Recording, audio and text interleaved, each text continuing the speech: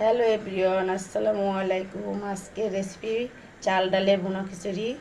তো পাতিলে আমরা প্রথমে তেল দিয়ে দিচ্ছি পরিমাণ মতন।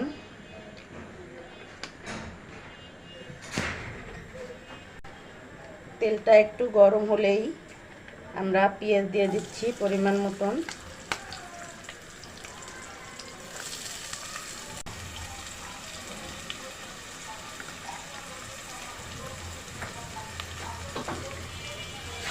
দিয়ে দিচ্ছি, এখানে আছে তেজপাতা, দারুচিনি, এলাচি, লবঙ্গ, এগুলো দিয়ে দিচ্ছি।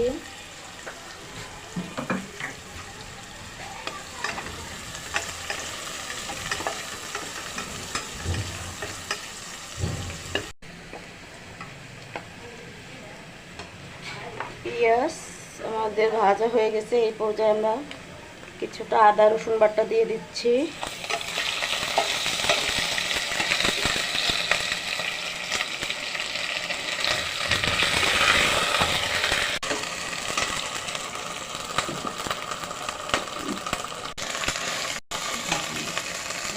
আমরা কিছুটা পানি দিয়ে দিচ্ছি।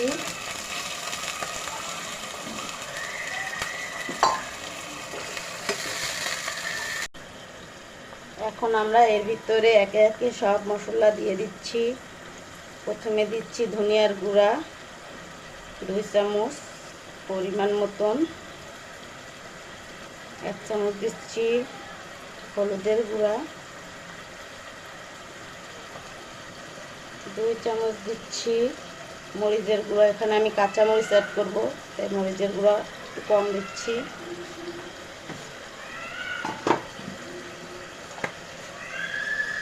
দিয়ে দিচ্ছি জিরা বাটা,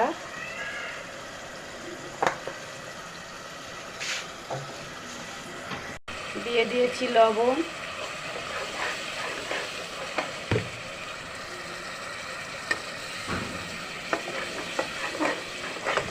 এখন আমরা মশলাটা ভালোভাবে কষিয়ে নিব।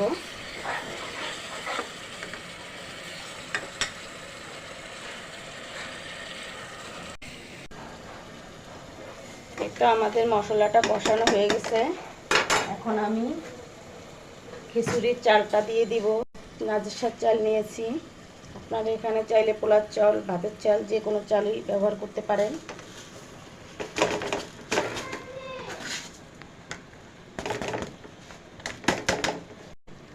এখানে আমরা মুগ ডাল নিয়েছি, মুগ ডালটি দিয়ে দিব।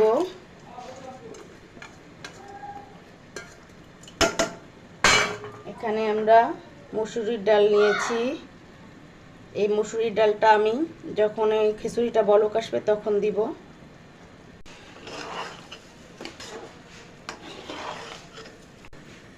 এখন আমরা এই চালটা এই মশলার সাথে সুন্দরভাবে ভেজে নিব।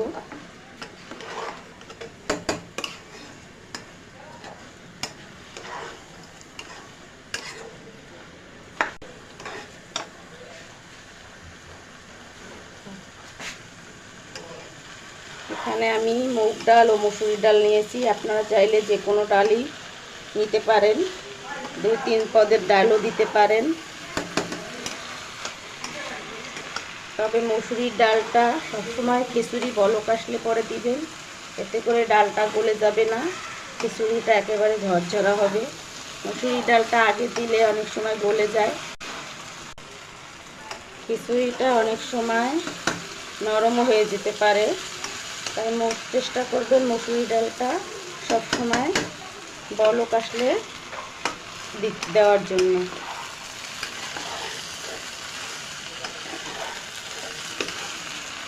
চাল ও ডাল মশলার সাথে খুব ভালোভাবে ভেজে নিতে হবে। খুব ভালোভাবে ভাজা হলে খিচুড়িটা খুব সুন্দরভাবে ঝরঝরে হবে। তো আমাদের চাল ডালটা সুন্দর করে ভাজা হয়ে গেছে। এখন আমরা এতে গরম পানি দিয়ে দিব। খিচুড়িতে অবশ্যই গরম পানি দেওয়ার চেষ্টা করবেন। এখানে আমি হাফ কেজি পরিমাণ মতন নাজিরশাহ চাল নিয়েছি। সেই অনুযায়ী আমি সব মশলা ও ডাল পানি সেই অনুযায়ী দিয়েছি। আপনারা যতটুকু চাল নেবেন সেই পরিমাণের নিজের থেকে আন্দাজ করে মশলা ও পানি দিবেন। ভুনা খিচুড়িতে পানিটা একটু কমই দেওয়ার চেষ্টা করবেন, না হলে খিচুড়ি নরম হয়ে যেতে পারে, ঝরঝরে নাও হতে পারে।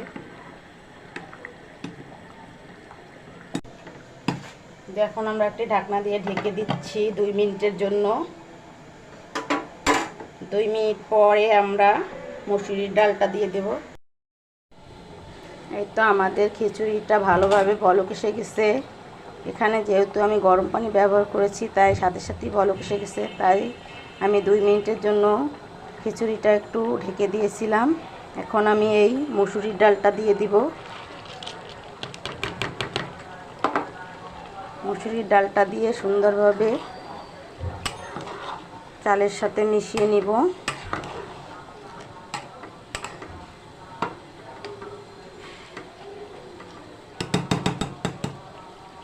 এখন আমি আবার ঢাকনা দিয়ে ঢেকে দিচ্ছি।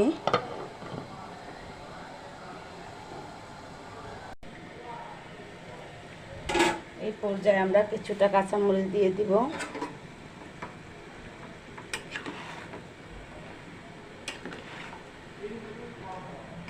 এখন আমরা একটু টেস্টিং সল্ট দিয়ে দেবো, সামান্য, বেশি পরিমাণের না। দিয়ে দেব 1 প্যাকেট ম্যাগি মশলা। এটি দিলে স্বাদ বাড়ে। এটি অপশনাল, চাইলে দিতে পারেন, হাতের কাছে থাকলে দিতে পারেন, না থাকলে না দিলেও কোনো সমস্যা নেই। আমরা এটি একটু খিচুড়ির সাথে মিক্স করে দিব।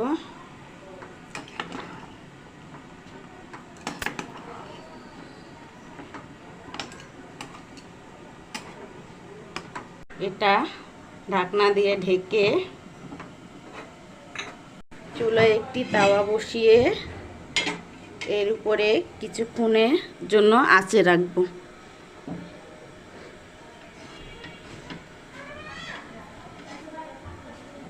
খিচুড়িটা একেবারে শেষ পর্যায়ে। এই পর্যায়ে আমি কিছুটা ঘি দিয়ে দিব। এই ঘিটা দিলে অনেক সুন্দর একটা ঘেরান আসবে। খিচুড়িটা আপনারা একেবারে কোনো কিছু ছাড়াই খেতে পারবেন। এই খিচুড়িটা আমরা গরুর মাংস দিয়ে খাবো। আপনারা চাইলে হাঁসের মাংস বা ডিম ভাজা দিয়েও খেতে পারেন, বা ডিম ভুনা দিয়েও খেতে পারেন। এখন আমরা খিচুড়িটাকে ঢাকনা দিয়ে ঢেকে আরও 10 মিনিটের জন্য আঁচে রেখে দিব। এই তো ফিরে এলাম 10 মিনিট পর। অনেক সুন্দর একটা ঘ্রাণ বেরিয়েছে। এখন আমরা খিচুড়িটা একটু নাড়া দিয়ে ঘিয়ের সাথে মিশিয়ে দিচ্ছি।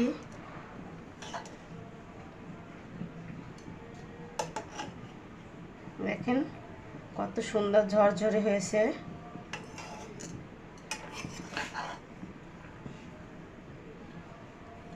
একেবারে সুন্দর ঝরঝরে হয়েছে, একটার সাথে একটা কিন্তু লেগে যায়নি।